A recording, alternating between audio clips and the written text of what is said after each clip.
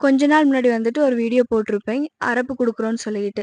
அப்ப இருந்து என்னால குடுக்க முடியல. என்னங்கன்னா, ஒரு சில விஷயம் வாங்குறதுக்கு எனக்கு அமௌண்ட் தேவைப்பட்டுருந்துச்சு. எனக்கு அப்போதைக்கு அந்த அமௌண்ட் எல்லாம் இல்ல.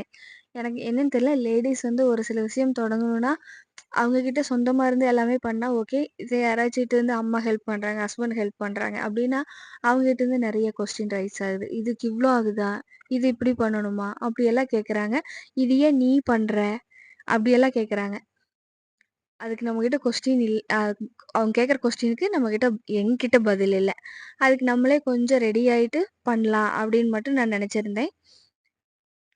அதனால இனி ரெகுலரா எல்லாமே ப்ராப்பரா வரும். நாங்க இருக்கிறது ஒரு சின்ன வில்லேஜ்ல தான்.